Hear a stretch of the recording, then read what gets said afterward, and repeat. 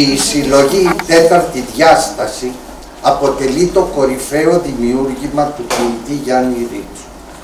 Μια συλλογή 17 μεγάλων ποιημάτων που γράφτηκαν μεταξύ των ετών 1956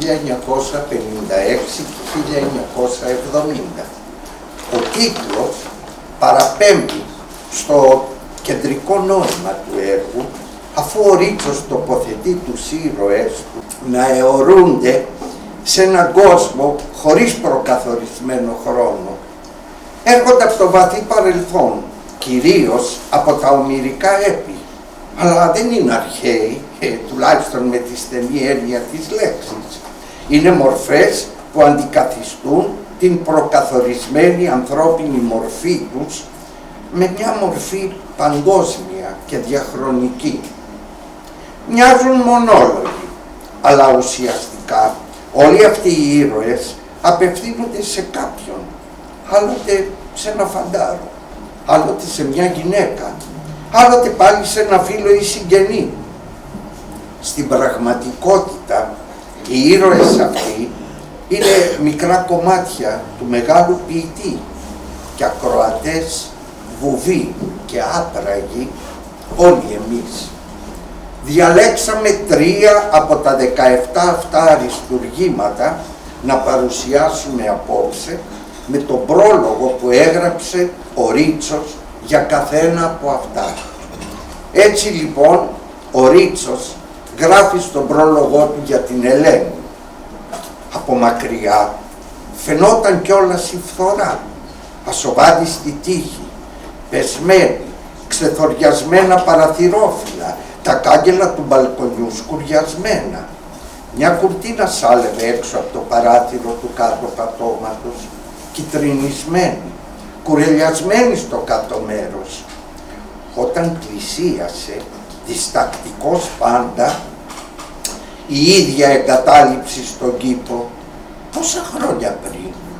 Ήταν πολύ νέος τότε, 22-23, και εκείνη ποτέ δεν μπορούσες να ξέρεις. Ήταν τόσο το φέγγος που ανάβαινε, σε τύφλωνε, σε διαπερνούσε. Χτύπησε το κουδούνι της πόρτας. Αργούσαν να ανοίξουν. Ύστερα βήματα στη μέσα σκάλα. Ξεκλείδωσαν την πόρτα. Μια μυρωδιά από σκόνη, σάπιους καρπούς, στεγνή μπουγάδα, ούρα. Και εκείνη, όχι, δεν είναι δυνατόν. Γριά, 100-200 χρονών, όχι.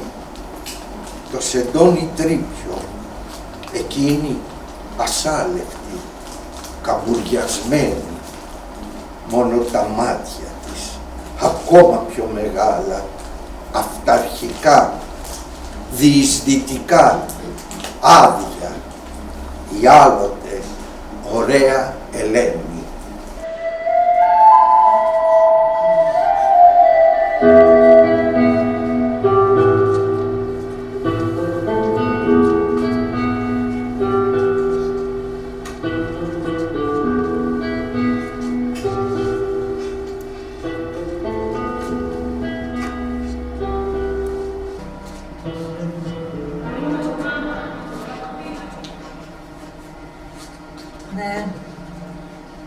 Ναι, εγώ είμαι. Κάτσε λίγο. Κανένας δεν έρχεται πια. Κοντεύω να ξεχάσω τα λόγια. Και ούτε χρειάζονται. Πλησιάζει θαρό το καλοκαίρι. Σαλεύουν αλλιώς οι κουρτίνες. Κάτι θέλουν να πούν. Ανοησίες. Η μια τους έχει βγει κιόλας έξω από το παράθυρο. Παλεύει να σπάσει τους κρίκους, να φύγει πάνω από τα δέντρα. Ίσως να θέλει να πάρει μαζί της ολόκληρο το σπίτι. Μα το σπίτι αντιστέκεται με όλες τις γωνιές του και μαζί του κι εγώ. Παρότι εδώ και μήνες έχω ελευθερωθεί από τους νεκρούς μου και από τον ίδιο τον εαυτό μου. Και αυτή μου η αντίσταση, ακατανόητη, αθέλητη, ξένη, είναι ο μόνος δεσμός μου. Με τούτο το σπίτι, με τούτη την κουρτίνα, είναι ο φόβος μου. Σαν να κρατιέμαι ολόσωμη από τούτο το δαχτυλίδι, με τη μαύρη πέτρα που φοράω στο δίχτυ. Τι κάνεις? Είσαι ακόμα στο στρατό? Να προσέχεις. Μη σκοτίζεσαι για ηρωισμούς και δόξες και ανδραγαθίες. Τι να τα κάνεις? Σου βρίσκεται ακόμα εκείνη η ασπίδα όπου είχες χαραγμένη τη μορφή μου. Ήσουν αστείος με την ψηλή σου περικεφαλαία και τη μεγάλη της ουρά. Τόσο νέος, τόσο συναισθαλμένος, σαν να έχεις κρύψει τα όμορφα πρόσωπό σου στα πισινά πόδια ενός αλόγου και η ουρά του έτρεχε δυνατή στη γυμνή σου ράχη. Ετοιμώνεις πια? Πέρασε ο καιρός των ανταγωνισμών. Στερέψαν οι επιθυμίες. Τώρα, ίσως μπορούμε να κοιτάξουμε μαζί στο ίδιο σημείο της ματαιότητας, όπου συνήθως πραγματοποιούνται οι μόνες σωστές συναντήσεις. Έστω αδιάφορες, μα πάντα πραγμητικές, η νέα μας κοινότητα, ήσυχη, έρημη, άδεια, χωρίς θέσεις και αντιθέσεις, να αναδεύουμε μόνο τη στάχτη στο τζάκι, φτιάχνοντας με αυτήν ψηλόλιγνες, ωραίες τεφροδόχες ή καθισμένοι κατάχαμα. Να χτυπάμε το χώμα με άϊχες παλάμες.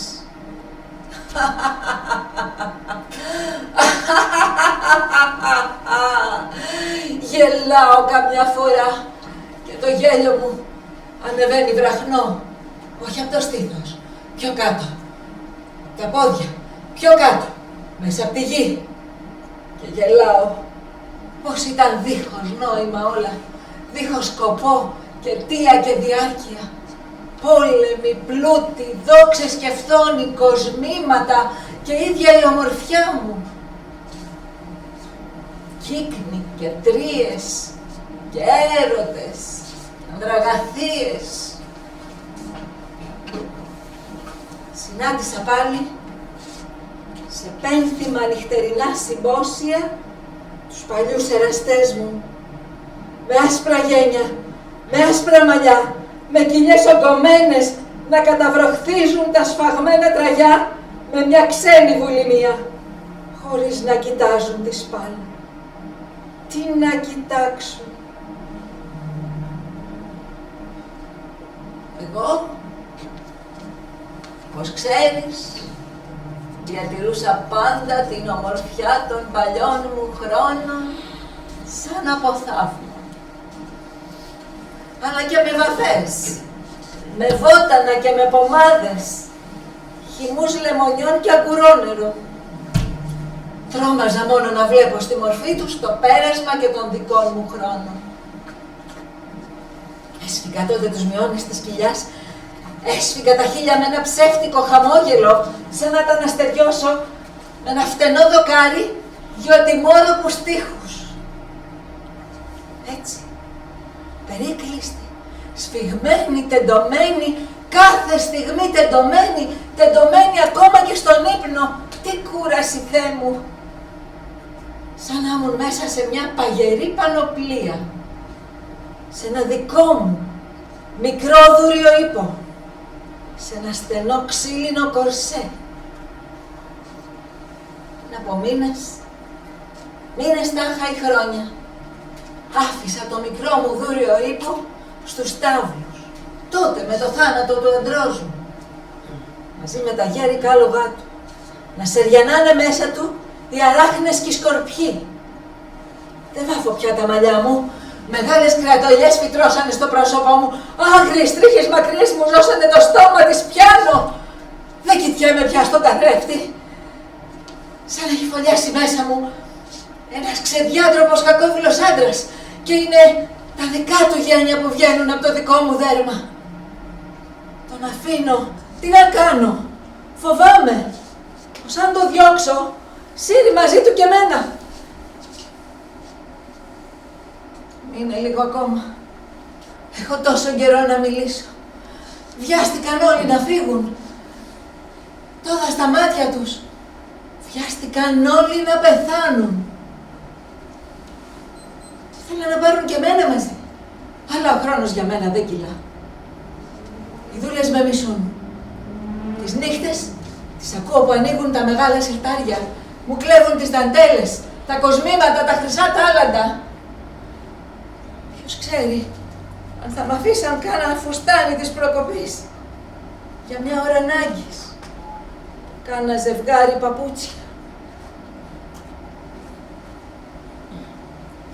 Υπομονή, λέω. Υπομονή. Υπομονή την ώρα που αυτές διαβάζουν τις επιστολές των θαυμαστών μου ή τα ποίηματα που μου είχαν γράψει μεγάλοι ποιητές. Τα διαβάζουν με στόμφο, με λάθη στην προφορά, στους τονισμούς, στο μέτρο. Δεν τις διορθώνω, εκείνες θυμώνουν. Άλλοτε πάλι ζωγραφίζουν με το μαύρο κραγιόν των φρυδιών μεγάλα μουστάκια στα γάλματά μου ή τα στολίζουν με παλιά κράνη ή με το δοχείο της νυχτός. Κάποτε τη ζήτησα να με βάψουν. Το έκαναν. Ζήτησα και ένα καθρέφτη. Μου είχαν βάψει το πρόσωπο πράσινο με μαύρο στόμα. Ευχαριστώ, είπα. Ευχαριστώ, ευχαριστώ, ευχαριστώ. Σαν να μην έβλεπα τίποτα παράδοξο. Εκείνες γελούσαν. Η μια τους γδύθηκε ολότελα μπροστά μου, ντύθηκε τα χρυσά μου πέπλα, ανέβηκε σε ένα τραπέζι και άρχισε να χορεύει. Γυμνοπόδαρη, χοντροπόδαρη, χόρευε, ξεδιάντροπα. Υποκλεινόταν, μιμούμενη τάχα τις δικές μου κινήσεις. Εγώ τις έβλεπα σαν να ήμουν στο θέατρο. Καμιά εκδίκηση ή θλίψη. Μονάχα μέσα μου συλλογιζόμουν βαθιά. Μια μέρα θα πεθάνετε. Ή, ναι, μια μέρα θα πεθάνετε. Και αυτό ήταν μια εκδίκηση. Και φόβος και παρηγοριά. Οι δούλες συνεχίζουν. Κατεβάζουν τώρα τα μεγάλα μου έπιπλα.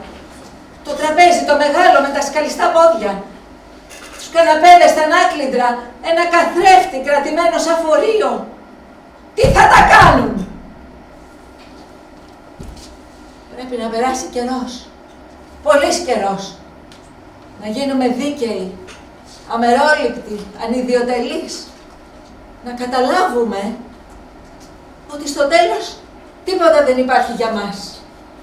Πάρεξ ένα μερίδιο σε αυτή τη σιωπή.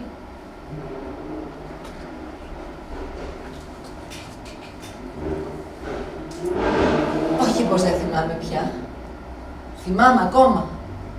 Μονάχα που οι αναμνήσεις δεν είναι πια συγκινημένες. Δεν μας συγκινούν. Καθαρές ως την πιο ματωμένη γωνιά τους. Μονάχα μία κρατάει ακόμα ένα γέρα γύρω της. Ανασένει.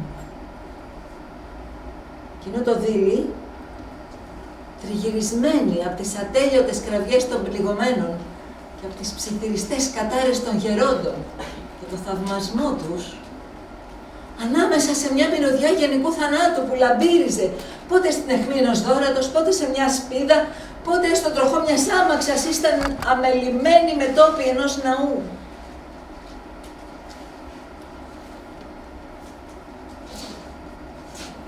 Ανέβηκα πάνω στα ψηλά τείχη και σεριάνισα. Μόνη. Ολομόναχη ανάμεσα σε τρώες και αχαιούς. Με τον αγέρα να κολλάει πάνω μου τα λεπτά μου πέπλα, να ψάβει τις θυλές μου, να κρατάει το σώμα μου ντυμένο και ολόγυμνο, με μια σημαίνα ζώνη, να ανεβάζει το στήθος μου ψηλά. Έτσι ωραία, ανέγκυχτη, δοκιμασμένη ανάμεσα στους δύο αντεραστές μου, την ώρα που κρινόταν η τύχη του πολυχρόνιου πολέμου, ούτε που κατάλαβα πως κόπηκε ο ημάντας από την παρικεφαλαία του Πάρη. Μονάχα μια λάμψη από το χαλκό της είδα, την ώρα που άλλος την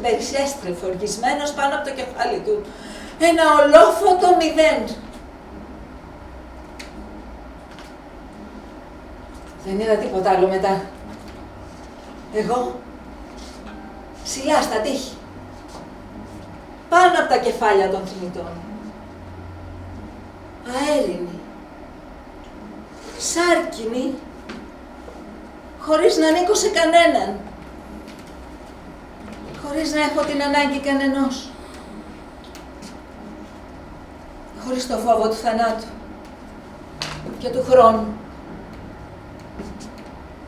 Σαν να ήμουν ανεξάρτητη εγώ, ολόκληρος ο έρωτας,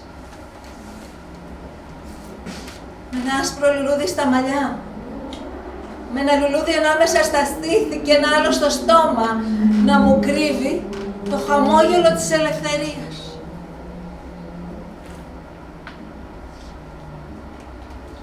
Μπορούσαν και από τις δύο πλευρές να με σκοπεύσουν.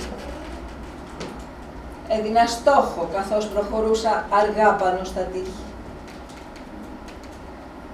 Σχεδιασμένη ακέραια στο χρυσοπόρφυρο ουρανό της εσπέρας. Έκλεινα και τα μάτια για να διευκολύνω μια εχθρική χειρονομία τους, γνωρίζοντας όμως ότι δεν θα τολμήσουν. Τα χέρια τους έτρεμαν από το θάμπος της ομορφιάς και της αθανασίας μου. Και τότε πέταξα από τα μαλλιά μου και από τα στήθη μου τα δύο λουλούδια. Ένα στην κάθε μεριά του τείχους, με μια κίνηση εντελώς ανεξίθρισκη.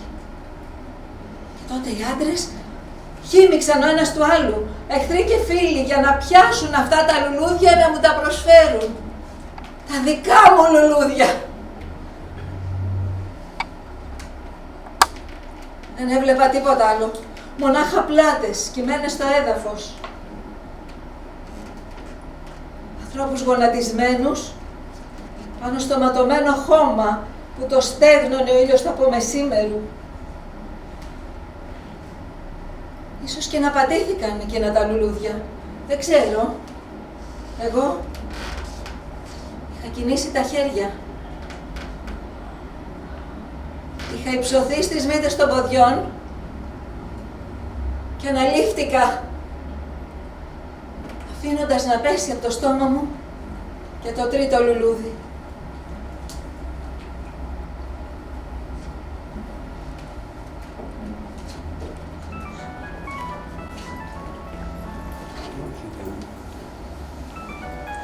Μετά την τρία, η ζωή μας στη Σπάρτη πολύ πληθυκή. Σκέτη επαρχία. Να σκοντάφτουμε στα λάφυρα τόσων πολέμων και οι αναμνήσεις να τρέχουν πίσω μας ξεθοριασμένες, αν και ενοχλητικές.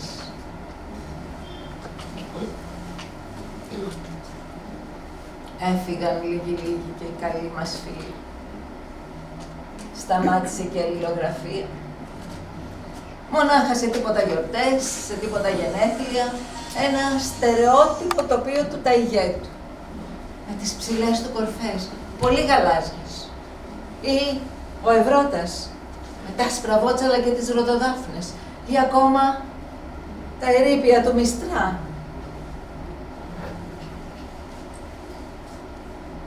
Το χειρότερο απ' όλα, τηλεγραφήματα συλληπιτήρια και αναμνήσεις. Και απαντήσεις να μην έρχονται. Ίσως στο μεταξύ να είχε πεθάνει και ο παραλήπτης, δεν ξέρω. Δεν μαθαίναμε παραπέρα. Ο άντρας μου δεν ταξίδευε πια. Κάπνιζε πολύ. Ούτε διάβαζε. Τις μέρες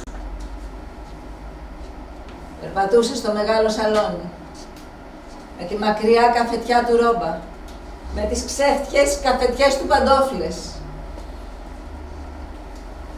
Τις νύχτας το ίδιο. Τα μεσημέρια επανερχόταν συνέχεια στην απιστία της Κλητεμνίστρας και στη δίκαιη εκδίκηση του Ορέστη. Και αυτό ακουγόταν σαν μια απειλή. Ποιος τον υπολόγιζε? Βέβαια, όταν πέθανε, μου έλειψε πολύ. Μου έλειψαν προπάντων εκείνες οι κουτές απειλές του. Σαν να ήταν αυτές που προσδιορίζαν για μένα μια θέση στον χρόνο. Σαν να ήταν αυτές που με εμποδίζαν να γεράσω. Ονειρευόμουν τότε τον Οδυσσέα, το ίδιο αγέραστον κι αυτόν, με το έξυπνο τριγωνικό σκουφί του, να καθυστερεί το γυρισμό του ο πολυμήχανος, πότε στα χέρια μιας Κύρκης, πότε στα χέρια μιας Ναυσικάς, ναυαγός τάχα, να του βγάζουν τα στρίδια από το στήθος, να τον αλείβουν με λάδι, να του φιλούν την ουλή στο γόνατο, να τον λούζουν με ρόδινα σαπούνια. Θαρώ πως γύρισε κι αυτό στην Ιθάκη. Τον κουκούλωσε, λέω, με τα φαντά της, η άχαρη χοντρή Πινελόπη. Δεν παίρνω πια γράμματά του. Ίσως και να τα σκίζουν οι δούλες, δεν ξέρω. Τι να χρειάζονται. Οι συγκλιγάδες έχουν μεταφερθεί πια κάπου αλλού. Τις νιώθεις μέσα σου. Μαλακωμένες. Ασάλευτες. Πιο τρομερές από πριν. Δεν συνθλίβουν, πνίγουν. Με ένα πηχτό μαύρο ρευστό. Δεν γλιτώνει κανείς.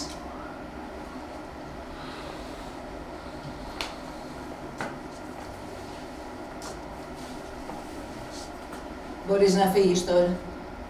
Κουράστα. Νίσταξε. Θέλω να κοιμηθώ. Να μην βλέπω ούτε μέσα μου ούτε έξω. Να μην έχω το φόβο του ύπνου και το φόβο του ξύπνου. Δεν μπορώ. Φοβάμαι. Φοβάμαι πως αν κοιμηθώ δεν θα μπορέσω να ξαναξυπνήσω. Κάθομαι εξάγρυπνη και ακούω τις δούλες να ροχαλίζουν στο σαλόνι.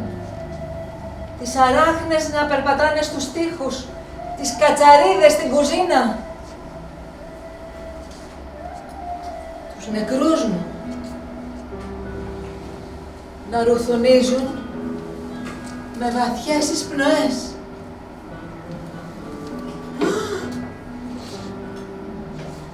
Χάνω και τους νεκρούς μου τώρα. Τους έχασα. Πάνε!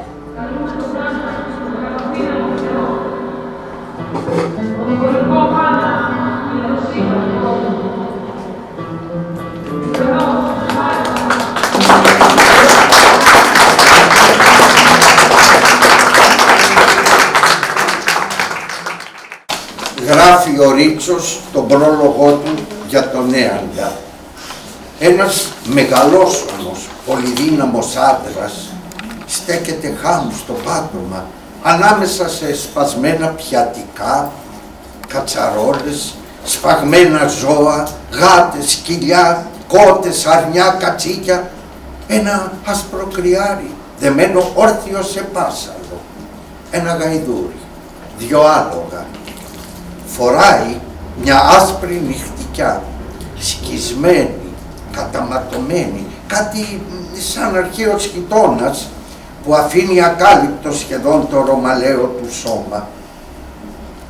Δείχνει κουρασμένος, σαν μόλις να συνερχόταν από ολονύχτιο μεθύσι. Στο πρόσωπό του μια έκφραση ανυμπόριας και θλίψης, ολότελα ατέπιαστη και μάλιστα ανάρμοστη με τις σωματικές του διαστάσεις.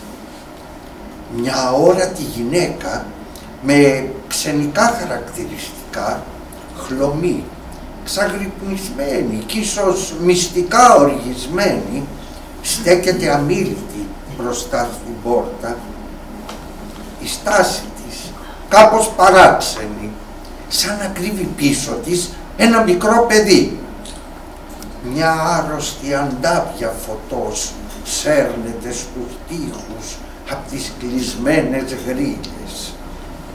Ο άντρας, ασάλευτος κατά γης, που δεν ξέρεις αν κοιτάει και τι βλέπει, είναι ο Έας.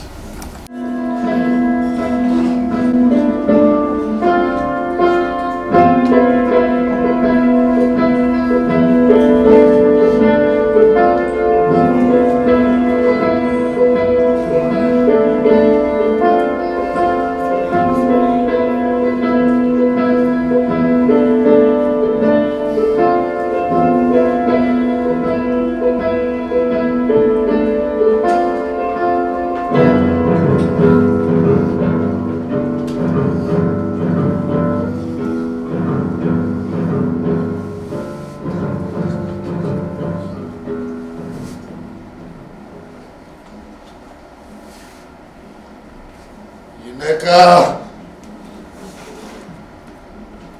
κλείσε τις πόρτες, κλείσε τα παράθυρα, μαντάλωσε τη μάντρα, μπαίνουν κακά μαμούδια και σάβρες, βούλωσε τις χαραματιές, μπαίνουν μαύρες μύγες και γένια κρυφά. Να, κοίτα στον τοίχο, μια μαύρη μύγα, μεγαλώνει, μου μαυρίζει τη μέρα, μαύρο νετζέα μου σου νήσει, σκέπασέ τη με το χέρι σου, σκότωσέ τη, δεν μπορώ καν να τη βλέπω.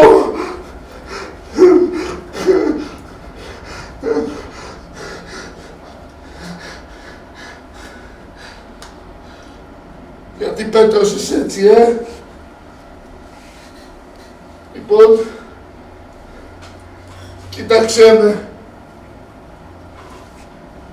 Εγώ είμαι ο δυνατός, ο αδάμαστος. Πολλοί με φορτώσατε με κόμια, με βαρύνατε, με πνίξατε. Ένας σας κι όλοι σας μαζί κρεμασμένοι από το λαιμό μου. Με πνίξατε. Να λοιπόν το έργο σας. Χαρείτε το. Κανείς δεν μου το συγχωρνάει.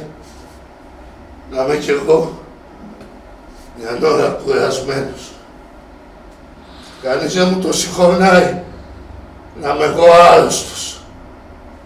Εσείς τα δικά σας, τα μικρά σας βάσανα, μεγαλωμένα να μου τα ρίχνετε στη ράχη. Ξελογιάστηκε η δούλα με ένα ναύτη, η άλλη φόρεσε με ταξωτό πουκάμισο, η άλλη έβαψε τα νύχια της κυκλαμινιά, η τρίτη η μικρότερη σήκωσε κότσο ψηλά τα μαλλιά της και ξέχασε μες στη σκάφη το σαπούνι.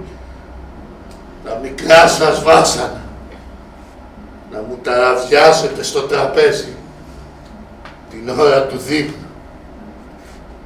Κείνη τη γαλήνια ώρα που σταματάνε οι μάχες και οι καυγάδες και ο καθένας αποζητάει μία στάλα λησμοσύνη απογέρνοντας τις πρώτες ανάγκες του κορμιού του. Αλλά εσύ είσαι εκεί, τα μικρά σας βάσανα, να μορφάζετε, να λαχανιάζετε, να κουνάτε τα χέρια, να ανοίγετε ένα πελώριο στόμα και να καταπίνετε τον ουρανό, τα αστέρια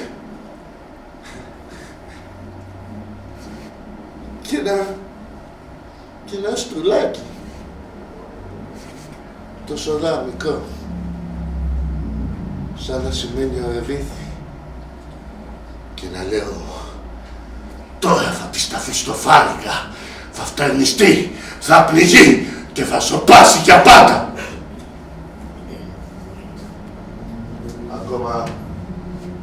Ακόμα και την ώρα του έρωτα, τη νύχτα στο κρεβάτι, ψάχνουν να θυμόσαστε ότι ξεχάσατε στην αυλή τα μανταλάκια της πλήσης και θα σαπίσουν από την υγρασία. Αχ, ανόητες.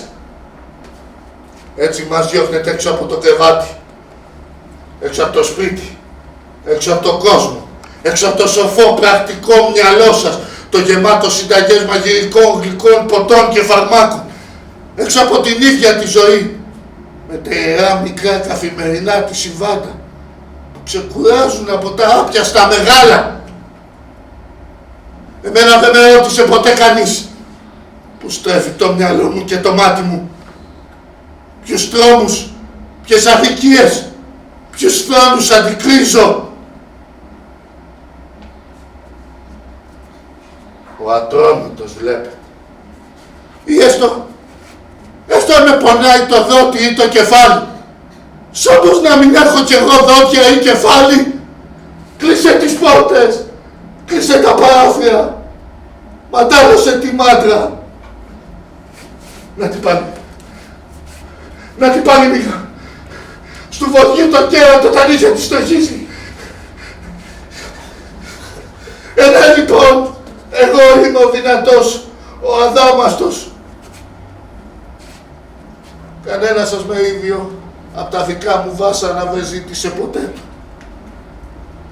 Και να είμαι σοδιασμένος εδώ χάμω και οι εχθροί μου να με περιγελάνε, να κρυφογελάνε. Χτες το βράδυ κυκλόφερναν το σπίτι, παραμόνευαν. Τους άκουγα, τους έβλεπα που κοιτούσανε μέσα από τις κλειδαρότυπες, από τα πατζούκια, από τα παράφια, από τα ντουλάπια. Άκουγα τα ταξίματα στο πάτωμα, τις γρατζουνιές στον τοίχο. Σαν βγήκα έξω, κρυφτήκανε πίσω από τα δέντρα. Παραμόνευαν.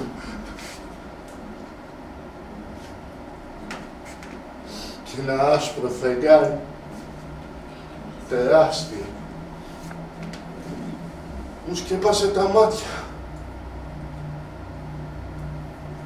Ηρέμησα. Τι ήταν? Γυναίκα, κλείσε τις πόρτες, κλείσε τα παράθυρα, μαντέλωσε τη μάτρα. Ακούγονταν τα βήματά μου στο καλτερίμι, ξένα γύρω στα προδοτικά, ώσπου κάτω στο λιμάνι ακούστηκε να σέρνονται μια αλυσίδα και τότε σώπασα τα πάντα. Και ξάφνου άκουσα από χιλιάδες μυστικές γωνιές να φωνάζουν το όνομά μου. Ξανά και ξανά το όνομά μου, βρίζοντας μέσα από τα λούκια, μέσα από τα όκια πυθάκια, μέσα από τις λεκάνες των απογοητηρίων. Ξανά και ξανά το όνομά μου. Άλλες φορές από μακριά, με γυναικείες φωνές, και άλλες φορές από κοντά μου, με βροντόβη φωνή, μιμούμενη τη δική μου. Ωραίας!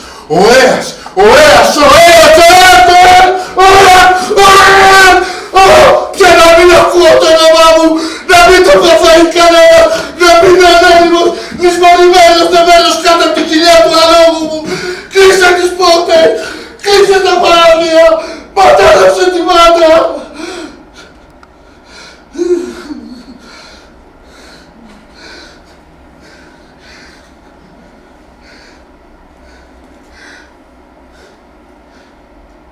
Τι με κοιτάς με αυτό το βλέμμα, γυναίκα?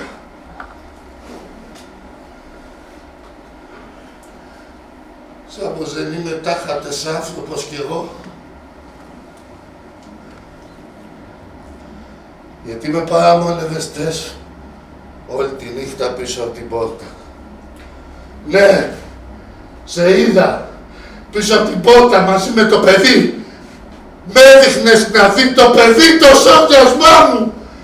Κλείσε τις πόρτες, κλείσε τα παράθυρα, ματέλωσε τη μέρα.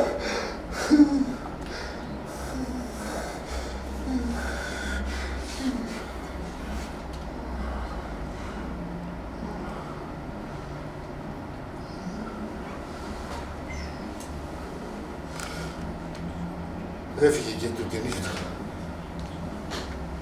Αλάφρωσα. Μη φοβάσαι, γυναίκα. Βγήκα ξανά το χάρημα. Σε είδα που στεκόσουν άγρυπνοι στην πόρτα και κατέβηκα κάτω στα κρογιάλι πριν ξυπνήσουν ακόμα οι ναύτες. Πήρα μια φούχτα νερό και έριξα στα μιλίκια μου. Τι μικροί που είμαστε, Θεέ μου, μες στον απέραντο κόσμο που ξυπνάει. Τι μικροί, μες στο γαλήνιο αθάνατο φως. Και ένιωσα ξαφνικά όλο το φόβο και τον τρόμο της νύχτας να μικραίνει, να μαζεύεται. Έτσι, μικρός, μαζεμένος, σαν μια όμορφη αθόρυβη θλίψη, σαν μια λύπηση για τον εαυτό μου. Να κοιτάζω τα σάλευτα καράβια και να βλέπω, να ξέρω πως μπορώ και βλέπω. Θεό μου, και να ακούω Μη φοβάσαι, γυναίκα. Είμαι ήσυχος πια. Ούτε το θάνατο το δικό μου, ούτε των εχθρών μου αποζητώ. Δεν με νοιάζει πια η απάτη των θεών και η αυταπάτη. Μήτε κυχλεύει των συμπολεμιστών. Είμαι μακριά.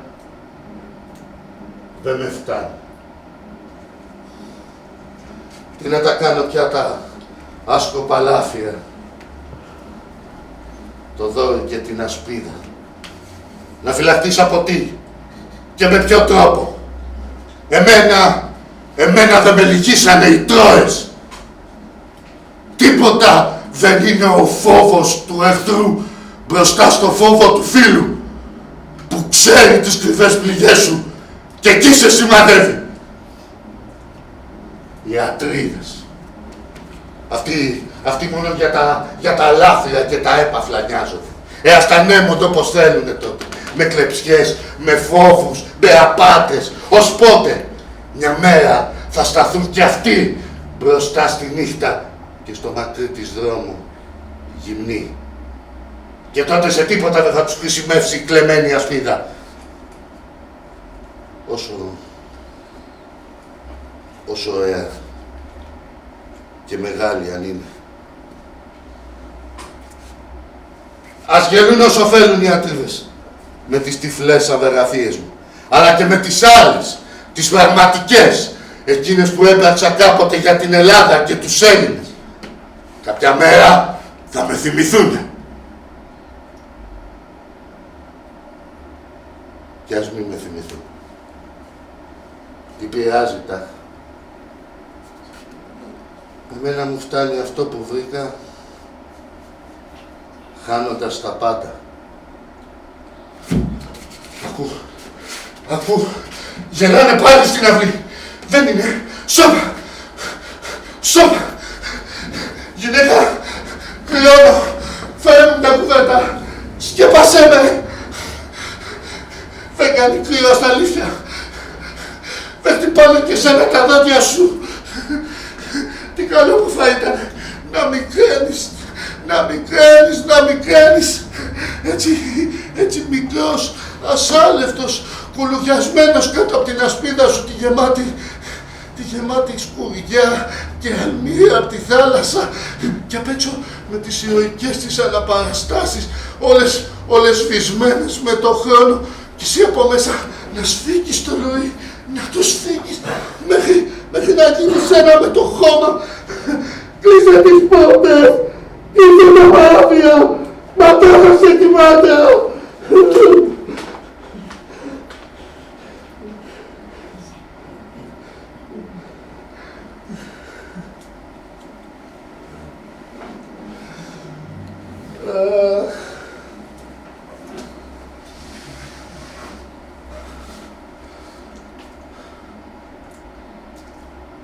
Τίποτα δεν είναι δικό μας.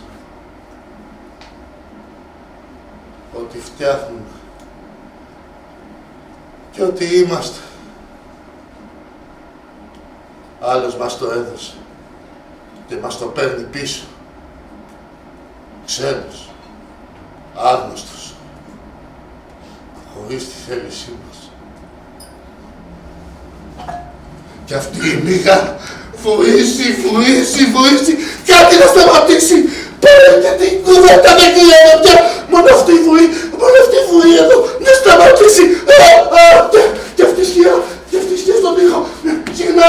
Γυρνάει, ξαναγυρνάει, το γαράζι ξαναγυρνάει. Θέλω να θυμηθώ κάτι καλό. Μα δεν μπορώ. Κόβε τη θύμηση στη μέση και όλα βουλιάζουνε στο χάσμα. Μόνο τα άσχημα μένουν απ' έξω. Το κλεφτό φάναρο του εχθρού στα μάτια, το βράδυ όταν κοιμάσαι, το σίδερο στα πόδια, το καμάκι στα μελίγια, οι κραυγές των πληγωμένων μες στη λαγκαδιά. Και από μακριά, η κραυγή η δική μου, φτασμένη στα αυτή μου.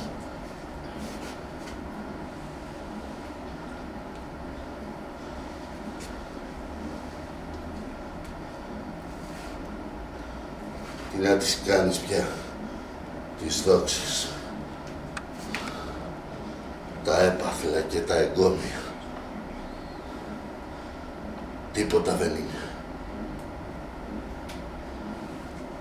Τίποτα και η αποτυχία και η χλέβη. Όλα χάνονται μαζί μας.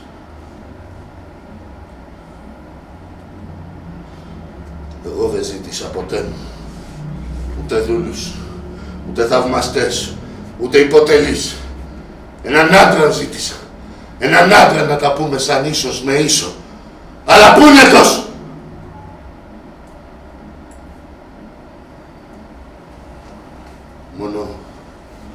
Μόνο χάρος είναι ο ίσος του καθενός μας. Όλα τα άλλα το έχει λάμψει. Συμβιβασμοί. Προσχήματα. Γυναικά, άνοιξε την πόρτα. Άνοιξε τα παράθυρα. Ξεματάλωσε τη μάντρα. Δεν είναι τίποτα. Θα πάω να πληθώ για λίγο στο ποτάμι. Πες το Τεύκο. Αλήθεια. Πού είναι ο Τεύκος? Τεύκο! Τεύκο!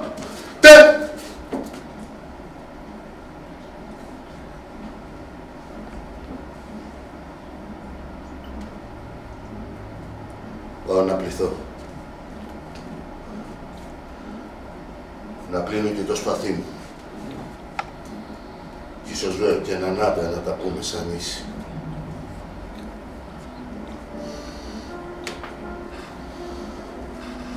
Τι ωραία μέρα.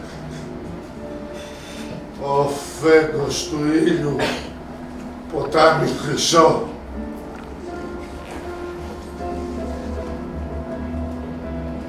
Γεια σου, γυναίκα.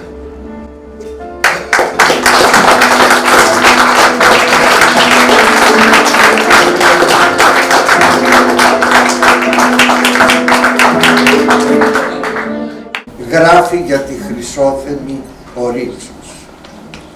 Ήσυχο από μεσήμερο, στα τέλη του καλοκαιριού.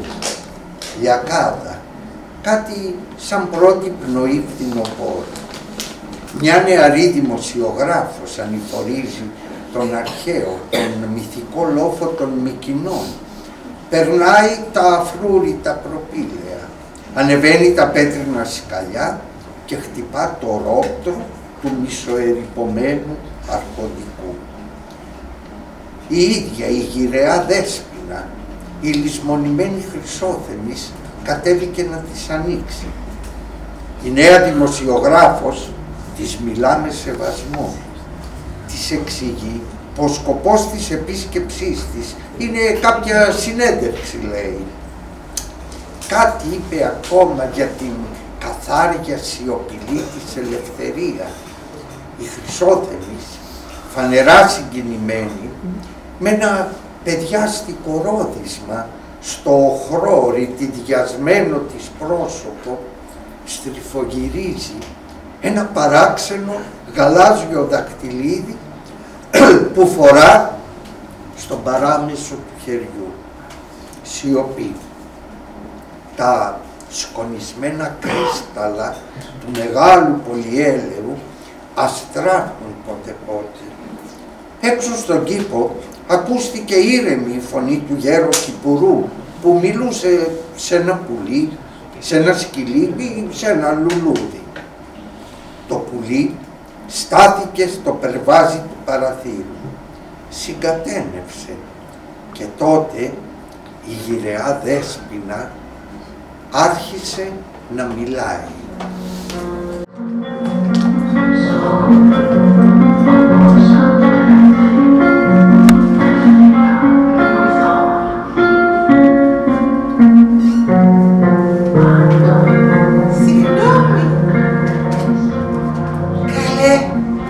Πώς και με θυμήθηκαν εμένα. Εμένα κανείς ποτέ δεν με θυμάται. Κανείς δεν με προσέχει. Δεν έχω παράπονο. καλά μου ήταν έτσι και ίσως και καλύτερα.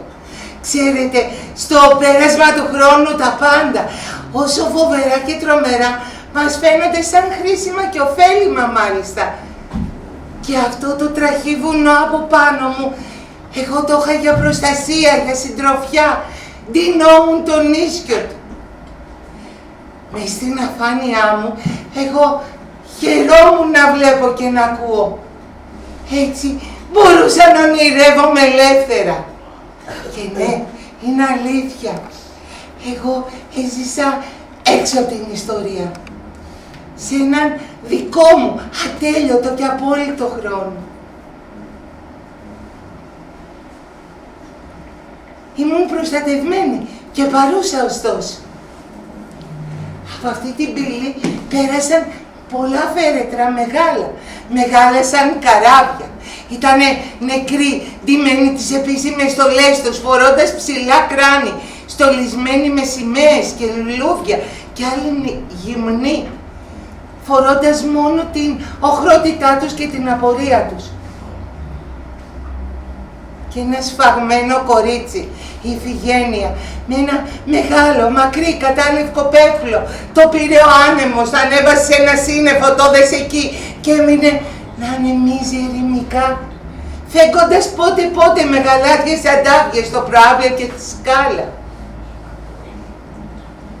Μπορεί αυτές οι αντάβιες όμως να ήταν από τους χαρτεϊτούς που ύψωναν στο διπλανό χωράφι συνομήλικη της. Τις έβλεπα στα στήθη και στους μυρούς ενός αγάλματος στον κήπο. Όπως και να το κάνεις όμως, δεν ήταν παρά οι γαλάζιοι κυματισμοί του άσπρου πέπλου. Έφυγαν όλοι, κανείς δεν έμεινε. Όλα τα ξόδεψαν για τον εαυτό τους και όχι για το όνομά τους. Μήπως τα είχα κι εμείς. Δεν μετανιώσαν, ήταν αργά να μετανιώσω. Δεν χρειαζόταν. Εγώ έχω αποτραβηχτεί εδώ. Είναι ήσυχα. Αλλά δεν φτάνει εδώ απόϊχος ούτε από τις γεννήσεις, ούτε από τις βαφτίσεις, ούτε από τους γάμους, ούτε από τις κηδείες. Αλλά συνέχεια τα ίδια και τα ίδια. Έχω κουραστεί, άλλοι ανεβαίνουν, άλλοι κατεβαίνουν. Οι πρώτοι γίνονται δεύτεροι, δεύτεροι τρίτη, τρίτη τέταρτη. Και αυτοί που φτάνουν στην εξουσία, ξέρετε. Ένας γάτσος πάνω σε ένα σκουριασμένο τοίχο. Εγώ ποτέ δεν τα κατάφερα να ανέβω σε αυτό το γάτσο. Όχι ότι προσπάθησα κιόλας, ξεχνιόμουνα, κοιτώντας ένα άστρο διαλυμένο στο νερό, σαν μια σταγόνα λεμόνι μέσα στο τσάι. Ξάνθαινε κάπου στο σκοτάδι μου. Όλοι φοβόντουσαν, κι ίσως περισσότερο εκείνοι. Για όλα τα άλλα, τι φταίει, ποιος φταίει, γιατί έγινε, πώς έγινε. Κανείς δεν ξέρει. Από πριν ήταν λιγμένος ο κλήρος. Εμένα δεν μ' άρεσαν ποτέ τα τυχερά παιχνίδια. Δεν έπαιξα ποτέ μου. Η μητέρα όμως κάποια στιγμή πήρε ένα λαχνό στο όνομά μου. Και ο λαχνός κέρδισε. Κέρδισε ένα μεγάλο κινέζικο βάζο. Το έχουμε πεταμένο τώρα σε εκείνη τη σάλα μετάχρηστα. Το είδε η μητέρα και είπε: παράξενο, παράξενο να έχει τύχει το παιδί. Το ίδιο είπαν και οι άλλοι. Παράξενο, παράξενο λέγανε. Αλλά εγώ χαμογέλαγα. Με το καιρό το ξέχασαν όλοι. Εγώ όμως το θυμόμουνα. Εγώ έλεγα, έχω τύχει, έχω τύχει. Και χαμογέλαγα. Το έλεγα το βράδυ, όταν κατέβαινα τη μεσαία σκάλα ή όταν ξάπλωνα στο δωμάτιό μου με σβηστό το φως και ακουμπούσα το μάγουλό μου στο φωτισμένο παράθυρο για να δω το ρόδινο φρύδι του νέου φεγγαριού. Έχω τύχει έλεγα. Και τότε ένα κοριτσίστικο γέλιο γινόταν σαν νερό από στενό λαιμολαγίνι και έφτανε μέχρι κάτω τον κήπο. Και μη σας φαίνεται παράξενο, είμαι τυχερή. Ναι, παραξενεύομαι, ακόμα και η ίδια που το λέω. Αλλά ναι, Όταν κάποτε μου μιλούσε ένας κυπουρός, ο μουσικός ή ένας παιδαγωγός μου έλεγε καλησπέρα ή καληνύχτα, εγώ γύρναγα με προφύλαξη το βλέμμα να δω σε ποιον απευθύνεται. Και όταν έβλεπα ότι ήταν σε μένα, ένα χαμόγελο απλωνόταν στο πρόσωπό μου. Μεγάλωνε, έφτανε μέχρι τα αυτιά. Ήταν άπρεπο, το ξέρω. Προσπαθούσα να το περιορίσω, αλλά δεν μπόρεγα. Εκείνα τα βράδια και εκείνα τα χρόνια μ' άρεσε πάρα πολύ να περνοδιαβαίνω κάτω στον κήπο. Και κάποιες φορές έρχονταν από πίσω μου η Σελήνη. Αχ, μου κλείνε τυχαία με τις δυο της παλάμες στα μάτια και με ρωτούσε ποιος είναι. Εγώ δεν της μίλαγα γιατί ήθελα να με ρωτήσει πάλι. Αυτή όμως δεν αποκρινόταν και χαλάρωνε το σφίξιμό της και τότε εγώ έστρεφα πίσω. Οι δυο μας, πρόσωπο με πρόσωπο. Ακουμπούσε το ροδαλό της μάγουλο πάνω στο δικό μου και όλο της το χαμόγελο της τάρπαζα και παίζαμε κυνηγητό γύρω από το συντριβάνι. Αλλά ένα βράδυ με έπιασε παυτοφόρο η μητέρα και με ρώτησε με ποιον μιλάς. Και της είπα, μιλάω με τη γάτα, φοβάμαι να με φάει το χρυσόψαρο. Ανόητη μου είπε, ποτέ δεν θα μεγαλώσεις. Και τότε έγινε κάτι περίεργο. Η γάτα τρίφτηκε στα πόδια μου. Το χρυσόψαρο πήδηξε έξω από το συντριβάνι. Τάρπαξε η γάτα, πήγε και κρύφτηκε πίσω από τις τριανταφυλλιές. Εγώ φώναξα στη γάτα, την κυνήγησα. Φοβήθηκα να μην μου φάει το δεξί χέρι της Ελένης. Και η μητέρα με πίστεψε.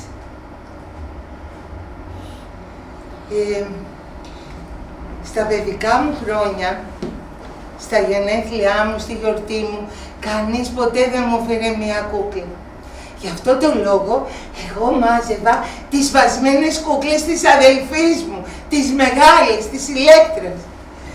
Τους κόλλαγα τα πόδια, τους κόλλαγα τα χέρια, τους έβαζα μαλλιά. Τους έφτιαχνα καινούργια ρούχα και τις έκανα ακόμα πιο όμορφες από πριν. Και τότε η αδελφή μου τις έπαιρνε πάλι πίσω. Δεν θύμωνα. Λυπόμουνα μόνο που ήθελε να τα έχει όλα. Και μια μέρα έλειπε από την πιο όμορφη κούκλα το γαλάζιο της μάτι. Έχετε δει ποτέ μια μονόφθαλμη κούκλα? Μια τρύπα, ένα χάσμα. Είναι σαν να μας μιλάει από αυτήν κάτι απόλυτο, αόριστο δικό μας. Λοιπόν, εγώ με αυτή την κούκλα, από αυτή την τρύπα επικοινωνούσα. Ήταν το αληθινό της μάτι. Η κούκλα με εμπιστευόταν, έγινε φίλη μου. Και κάποια στιγμή, πολλά χρόνια μετά, αφού γύρισε ο πατέρας από το ταξίδι στην Τρία Αγαμέμνονας, το βρήκα αυτό το μάτι μέσα σε ένα μαύρο βελόδινο κουτί. Δεν είπα τίποτα στην αδελφή μου. Το πήρα, το βάλα στο δαχτυλίδι μου και το έκανα δαχτυλιδόπετρα. Ναι, όλοι θαύμασαν αυτή την υπέροχη πέτρα. Και κανείς δεν ρώτησε τίποτα. Σε μια απομονωμένη κάμαρα υπάρχει ένας μεγάλος καθρέφτης, παλιός, με χρυσή κορνίζα. Σε αυτή την κάμαρα δεν έμπαινε κανείς. Εκεί όμως εμένα ήταν το καταφύγιό μου. Ο καθρέφτης ήταν ψηλά γραμμασμένος στον τοίχο και μάζευε όλο το φως. Ήταν το μάτι της τυφλής πολυδέδαλης κάμαρας. Και μια μέρα εγώ ανέβηκα σε ένα σεντούκι. Ήθελα να κοιταχτώ στο καθρέφτη και κοιτάχτηκα και δεν είδα τίποτα παρά μόνο φως. Ναι, είναι αλήθεια. Ήμουνα λουσμένη στο φως. Δεν μπόρεσα όμως να αντέξω αυτή τη μυστική ευτυχία να είμαι ολόφωτη και έτσι κατέβηκα από το σεντούκι. Στην κηδεία της μητέρας μου της κλητεμνίστρας, μια πεταλούδα με πορτοκαλί στίγματα και μαύρες βούλες πέρασε από το φέρετρο και στάθηκε ανάερη πάνω του. Κάποια στιγμή πήρε το φέρετρο στις περούγες της και εξαφανίστηκε. Όλα ήταν σβησμένα στο φως.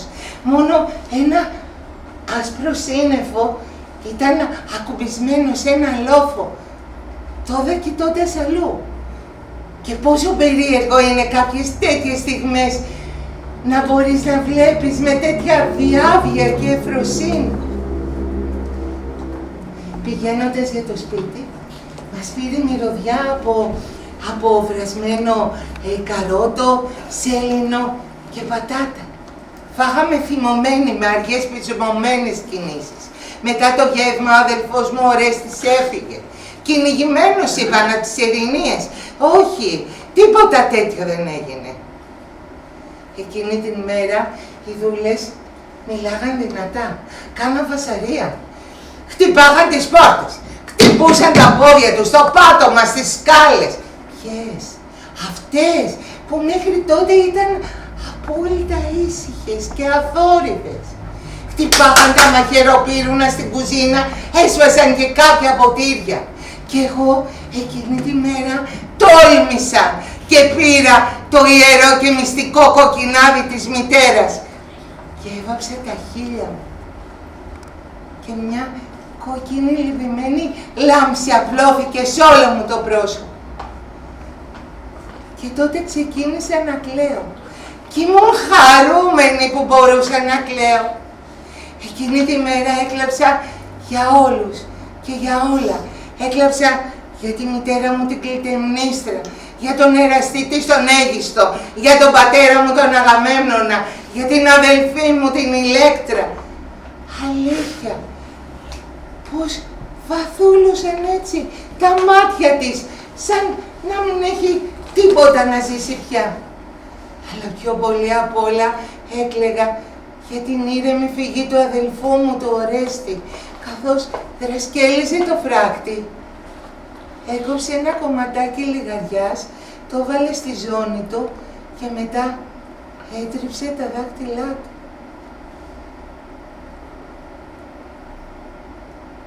Εκείνη τη μέρα έκλαψα για όλη μου τη ζωή. Μπορεί βέβαια να έκλαιγα για να μ' ακούσει και εκείνη η αδάκρυτη αδελφή μου, η Ηλέκτρα. Και έτσι έφυγαν όλοι. Εγώ τώρα κάθομαι εδώ και κοιτάω και θυμάμαι και ξεχνάω. Κάποια στιγμή όμως κάτι περίμενα. Ναι, έβλεπα τον ταχυδρόμο να έχει περασμένη τη λοξή του τσάντα στον ώμο του και να έρχεται από τα χωράφια. Και το μόνο που ήθελα να πει είναι «Χρυσόθεμης, ένα γράμμα για σένα». Όλοι θα λέγανε «Χρυσόθεμης, έχεις γράμμα». Ανάμεσα σε τόσες επιστολές, σε τόσες αναφορές, σε τόσα επίσημα γράμματα. Ένα γράμμα για μένα. Αυτό το γράμμα δεν ήρθε ποτέ. Εγώ μόνο τα γάλματα έχω στη διάθεσή μου. Ανέγγικτα κι αυτά. Γυμνά, χωρίς δάφνες.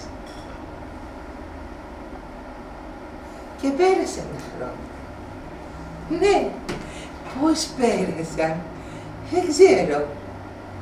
Κι εγώ ήμουνα πάντα στην άκρη των συμβάντων, ζώντας, μη ζώντας τόσες και τόσες ζωές. Μήπως τα είχα και τη δική μου. Έφυγαν όλα. Το μόνο που έχει απομείνει είναι αυτή η απέρατη ησυχία. Ακούστε. Τώρα πια τίποτα δεν περιμένω. Εδώ τελειώνω. Συγχωρήστε με, καλή μου φίλη. Συγχωρήστε με. Τώρα σας κούρασα και εγώ είμαι κουρασμένη. Είναι ώρα να φύγω ευτυχισμένα κουρασμένη, χωρίς όνειρα και επιθυμίες, μόνο με την απέραντη διάθεση να ζητήσω συγγνώμη από όλους και από όλα. Συγγνώμη, συγγνώμη, συγγνώμη. Συγχωρήστε με εμένα την ασήμαντη που για πράξη καμιά να περηφανευτώ δεν έχω. Συγγνώμη. Συγγνώμη.